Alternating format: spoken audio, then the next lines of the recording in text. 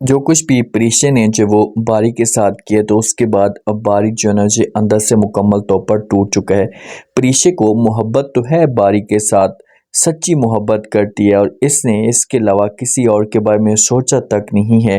लेकिन अब आगे का माहौल ऐसा बन चुका है कि अब कोई ऑप्शन नहीं बचा प्रीशे के पास सिवाय नफ़रत दिखाने की। इसे अंदर से टूट चुकी होती है, दिल इसका जो वो अंदर से फटे जा रहा होता है कि सोचों में गुम होती है कि मोहब्बत इंसान के बस में नहीं होती।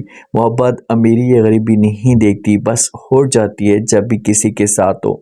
जब प्रीशे जाती है ना अलीसे के पास, अलीसे अपने पास ऐसे बुलाती है, वहाँ पर जाकर जो खोल कर इससे सब कुछ बताना शुरू कर देती है, सारी कहानी बता देती है। अलीसे समझाने की कोशिश तो करती है कि भाई आपने जो कुछ भी किया इससे 100% आपने गलत किया, आपको ऐसा बिल्कुल भी नहीं करना चाहिए। तो आगे से जो प्रीशे होगी इसे बताएगी कि बस मैंने फैसला जो करना था वो कर दिया, अब मैं कभी भी वहाँ पर नहीं जाऊँगी। जब घर में आती है ना परेशान सी होती है, माँ ऐसे परेशान दिखती है, पूछने की कोशिश भी करती है लेकिन कोई बात भी ये शेयर नहीं करती ना।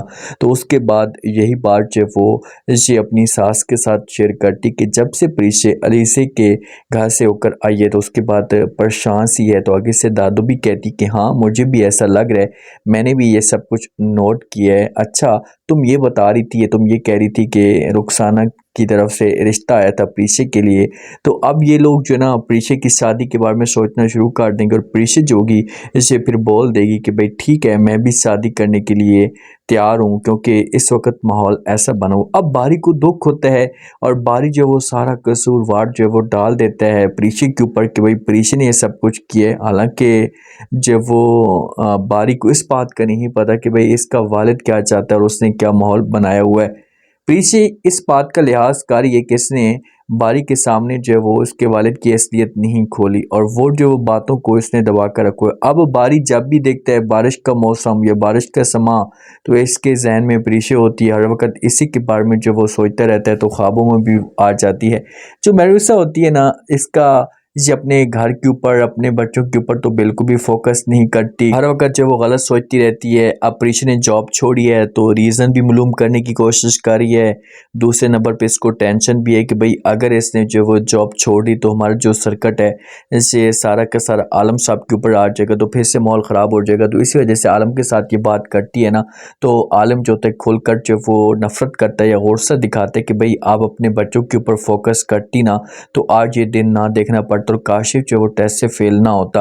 तो ये सब कुछ जो वो बात बुरी लगती है आलम की बेगम को और ये आलम को कहती कि है अल्लाह क्या हुआ काशिफ, बस टेस्ट से ये पेपर से फेल ही क्या हुआ कि आपने इतनी बड़ी बात बना दी है, इससे इतना बड़ा जो तूफ़ान खड़ा कर दी है और आपके दिल में उनके लिए हमदर्दी जागना शुरू हो चुकी है। आलम को एहसास इस बात का नहीं हो रहा कि भाई प्रीशे वालों के साथ मैं जो कुछ भी कर रहा हूँ ये गलत करूँ। आलम को इस बात का एहसास हो रहा है कि यार उनके साथ जो कुछ हुआ है ये गलत हुआ है, हमने अपने घर के ऊपर ख़ास तौर पर अपने बच्चों के ऊपर मैंने जो फोकस नहीं की, इनको प्यार दिया, इनको मोहब्बत दी और उनके बारे में मैंने गलत सोचा। लेकिन ये औरत ऐसी है ढीठ किस्म की कि से और भी ज़्यादा माइंड ख़राब करने की जो वो कोशिश करेगी। आखिरकार बारी को गुस्सा आ जाता है, बारी जो होता है ये कॉल करता है प्रीशे को जब कॉल करता है गुस्से में होता है। प्रीशे कहता है कि तुमने जो कुछ भी किया है इससे ऐसा सोच भी नहीं सकता कि मैं जो वो तुम्हें कुछ कहूँ। अब मैं क्या करूँ, मजबूर हो चुका हूँ क्योंकि मोहब्बत जो हो चुकी है और मोहब्बत में मैं इतना आगे बढ़ चुका हूँ कि आपके साथ कोई ऐसी बात भी नहीं कर सकता।